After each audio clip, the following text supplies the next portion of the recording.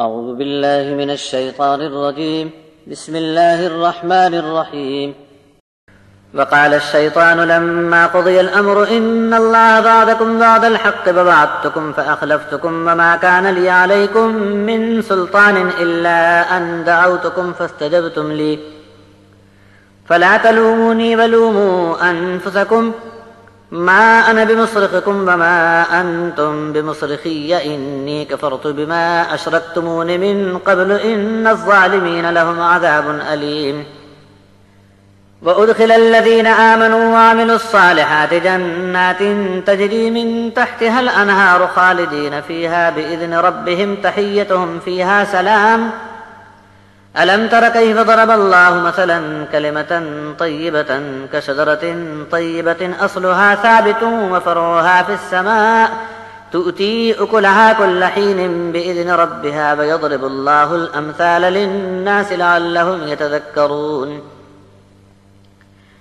ومثل كلمة خبيثة كشجرة خبيثة اجتثت من فوق الأرض ما لها من قرار يثبت الله الذين آمنوا بالقول الثابت في الحياة الدنيا وفي الآخرة ويضل الله الظالمين ويفعل الله ما يشاء۔ اور جب فیصلہ چکا دیا جائے گا تو شیطان بولے گا کہ بے شک اللہ نے تم سے سچا وعدہ کیا تھا اور میں نے اس کے خلاف کیا۔ میرا تم پر کوئی زور تو چلتا نہیں تھا اور تم پر میری کچھ حکومت تو نہیں تھی، بس اتنی بات رہی کہ میں نے تم کو بلایا، دعوت دی اور تم نے اسے قبول کر لیا۔ اب مجھ پر لعنت ملامت نہ کرو بلکہ اپنے آپ پر لعنت برساتے رہو۔ تمہاری فریاد پر میں اب تمہاری کچھ مدد نہیں کر سکتا اور میری فریاد پر تم بھی میرے مددگار نہیں ہو، تو اب ہائے واویلا مچانے سے کیا فائدہ؟ اس کے پہلے مجھے تم نے جو شریک بنا لیا تھا میں اس کا بھی انکار کرتا ہوں، اور ظالموں کے لیے بڑا دردناک عذاب ہے۔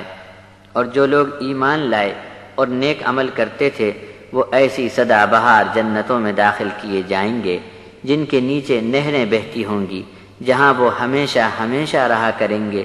یہ سب ان کے رب کے حکم سے ہوگا، اور آپس میں ملاقات کی دعا میں یہ لوگ سلام سلام کہہ کر ایک دوسرے کا استقبال کرتے ہوں گے۔ کیا تم نے غور نہیں کیا کہ اللہ نے کلمہ طیبہ کی کیسی شاندار مثال بیان فرمائی؟ جیسے کوئی پاکیزہ درخت ہو جس کی جڑیں بہت مضبوط ہوں اور اس کی ڈالیاں آسمانوں تک پھیلی ہوں۔ کلمہ طیبہ اپنے رب کے حکم سے ہر موسم میں پھل دیتا ہے۔ لوگوں کے لیے اللہ یہ مثالیں بیان فرماتا ہے تاکہ وہ نصیحت حاصل کریں۔ اور ناپاک بات یعنی خبیث قول کی مثال ایسی ہے جیسے کوئی بدذات درخت جس کی جڑ زمین میں اکھڑی اکھڑی رہتی ہو اور اسے کہیں قرار نہ ہو۔ ایمان والوں کو اللہ ثابت رکھتا ہے پکے اور مضبوط قول پر، دنیا میں بھی اور آخرت میں بھی، اور ظالموں کو وہ الجھن میں پڑے رہنے دے گا، اور اللہ جو چاہتا ہے کرتا ہے۔